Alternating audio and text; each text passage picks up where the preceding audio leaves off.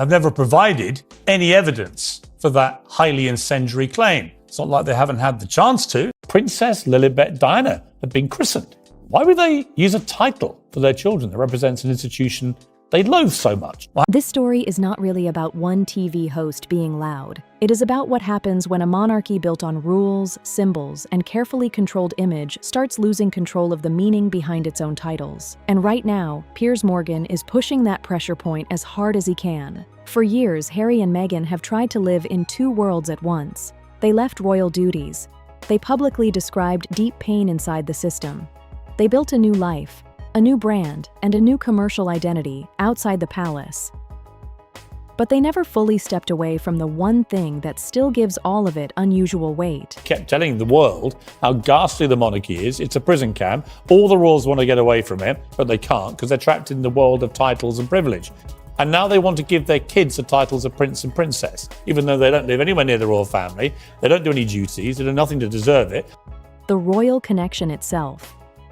That is the contradiction Morgan keeps hammering. In his view, you cannot present the institution as damaging and then continue using the prestige of that institution in deals, public statements, branding, and status. And now, as the conversation expands to Archie and Lilibet, his argument gets sharper. Because once children and titles enter the picture, this stops looking like a family feud and starts looking like a fight over what the royal label is actually worth. Apparently, they invited all the royals to Lilibet's christening, but they all declined to come, as if they're all going to get on a plane and fly to California to embrace the people who've been trashing it. Now, they're holding it out to make it all about them, make it a big drama. That is why this issue has traction. It is no longer just about Harry and Meghan's grievances or about whether people personally support them. It is about whether royal titles are honors, responsibilities, a family inheritance, or a brand asset. And the more that question hangs in the air, the more unstable the whole arrangement starts to look. Morgan keeps tracing this back to the Oprah interview because that was the moment the argument moved from private tension to global accusation. Meghan's claim that Archie had been denied a title because of concerns tied to race was one of the interview's most explosive points. Morgan pushed back hard, arguing that the claim clashed with the existing framework laid out under King George V, where great-grandchildren of a monarch did not automatically receive prince or princess titles. That disagreement never really ended, it just changed form. Because once a claim like that is made on a stage that large, it does not disappear. It lingers, it reshapes public perception, it forces people back into the fine print. And now, in the version of events Morgan is pressing, that old dispute is feeding a much newer one. Whether the official handling of Archie and Lilibet's royal status, documentation, and public presentation has become a matter of institutional concern behind the scenes. That is where the story gets more complicated. What Morgan and others are really pointing to is not one dramatic revelation. It is a stack of smaller irregularities. Each one may be explainable on its own, but together creating a picture they argue does not sit comfortably with royal tradition. The birth procedures did not look typical. The public announcements did not follow the familiar pattern people had seen with George, Charlotte, and Louis. Doctor signatures, which had appeared on prior palace birth notices, were absent from Archie's public announcement. Lilibet's birth happened in California, outside the normal royal framework altogether, with none of the expected palace choreography around it. For most families, none of that would matter. For children in the line of succession, it becomes a different conversation. Because monarchies do not run on vibes, they run on records, order, hierarchy, and official process. That is the point Morgan keeps returning to. In his argument, when something connected to succession, titles, or royal standing looks unusual, the institution has little choice but to pay attention. Not because every anomaly proves wrongdoing, but because uncertainty itself is a problem in a system that depends on clarity. That is also why details like Archie's birth certificate have drawn so much attention. According to the claims circulated around this story, changes were later made to the document involving Meghan's name and title. That alone would not necessarily be extraordinary in ordinary life. But within the royal context, Even small amendments attract outsized scrutiny because they sit inside a structure where every formal detail carries symbolic weight. Then the confusion deepens. One side reportedly suggested the palace wanted changes. Palace-linked voices reportedly pushed back and suggested the request came from Meghan's side. No clean public consensus. No simple explanation everyone accepts. Just another example of the same bigger problem. Two competing versions of events, and no shared authority that the public fully trusts to settle them. And that brings us to the heart of this. The monarchy is not just protecting titles. It is protecting the idea that it still decides what is official.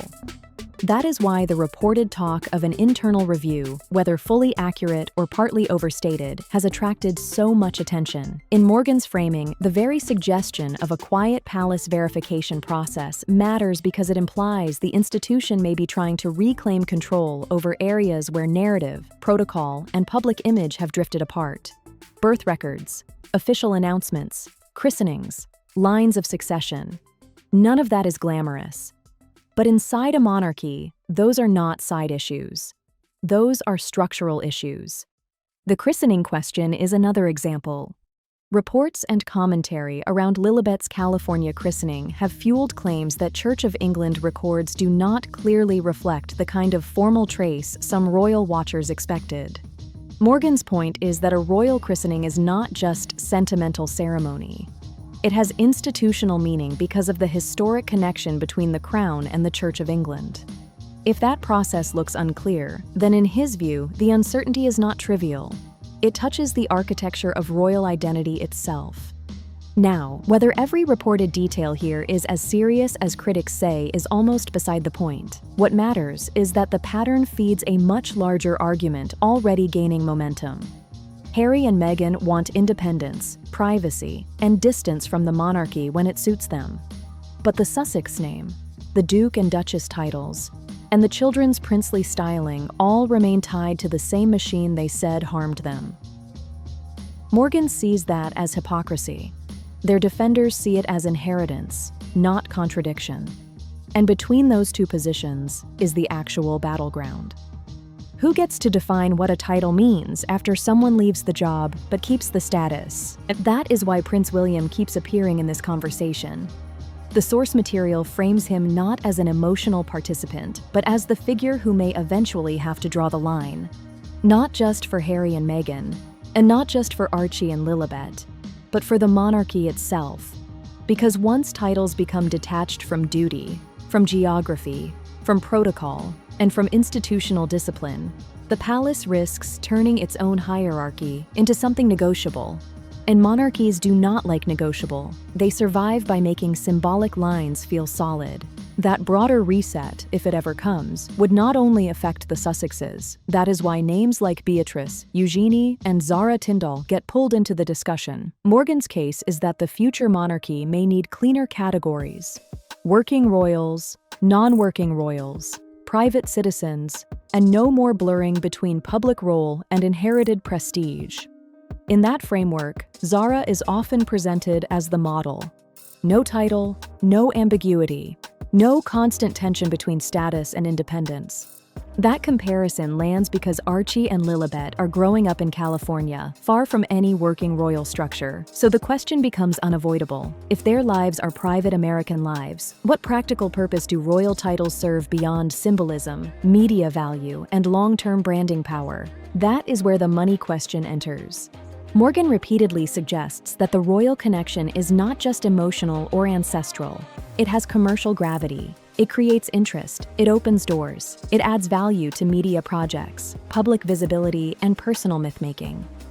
Strip away the royal association, and the Sussex story looks very different. Not necessarily irrelevant, but very different. Less institutional, less elevated, less singular.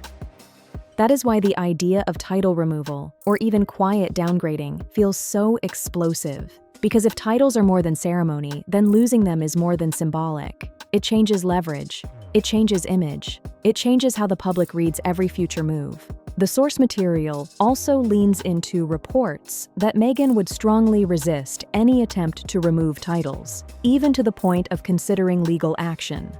Morgan dismisses that idea outright, arguing that titles derive from the crown and that no conventional court battle can simply force the monarchy to restore what it has chosen to redefine. In his telling, even raising the prospect of a legal fight shows how far this conflict has drifted from normal family disagreement into constitutional and institutional territory. And that may be the clearest way to understand the entire story. This is no longer just a clash of personalities. It is a clash between narrative and authority. Harry and Meghan have told their version through interviews, documentaries, memoir, and public positioning. The palace, by contrast, has relied on silence, ritual, and slow procedure. For a while, that silence looked like restraint. Now, to critics like Morgan, it looks like hesitation. He argues that King Charles allowed too much to slide, too many moments to pass without a firm boundary. In that reading, the unresolved tensions of the Oprah era did not fade.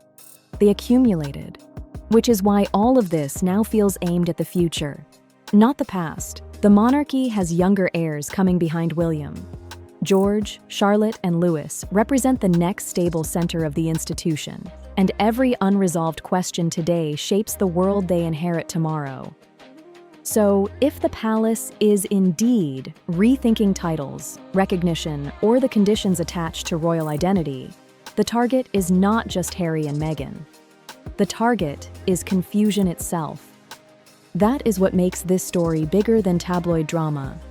It is about whether the monarchy still has the power to define its own boundaries in an age where family members can leave the institution, criticize it publicly, profit from proximity to it, and still remain attached to its language and prestige. Morgan's answer is blunt. Either titles mean something and come with rules, or they become branding accessories. And if they become branding accessories, the monarchy starts hollowing itself out. So now everything turns on the same unresolved question. Does the palace keep absorbing contradiction in the hope that it quiets down on its own, or does it finally choose clarity over comfort and redraw the line in public? A quiet freeze, a soft reclassification, a formal removal, or nothing at all? Each path sends a different message. Each one defines the future differently. That is why the silence matters. In royal life, silence is not always emptiness. Sometimes it is the sound of a decision being built before anyone is allowed to see it. And that is the tension underneath all of this. Not just whether Piers Morgan is right. Not just whether Harry and Meghan have gone too far. But whether the monarchy believes it can survive the next era without making one thing unmistakably clear. Who gets to carry the royal name and under what terms? What makes this story so powerful is that it was never only about headlines, titles, or public fallout. It was always about control. Control over status, control over narrative, control over who gets to stand close to the monarchy and still claim distance from it at the same time. And now that contradiction has been pushed as far as it can go. Because sooner or later, every institution reaches the same moment. The moment where silence stops looking strategic and starts looking weak. The moment where blurred lines have to be redrawn. And if that moment is finally here, then what happens next will not just affect Harry, Meghan, Archie, or Lilibet. It will define what royal identity actually means in the modern era. That is why this matters beyond the gossip, beyond the personalities, beyond the daily outrage cycle. This is about whether the crown still controls the value of its own name, or whether that value now belongs to whoever can use it best in public. And if a line is finally drawn, it will not just close this chapter, it will expose what this entire saga was really building toward all along. If you want more sharp breakdowns on the stories everyone is watching but few are really unpacking, stay locked in with BarzBuzz, where we do not just follow the noise, we get to what it actually means. If this saga had you shook, wait till you see what's next. You already know what it is. BarzBuzz got the real, raw, and unfiltered breakdowns. So don't forget to like, subscribe, drop a comment, and share this with someone who needs to catch up.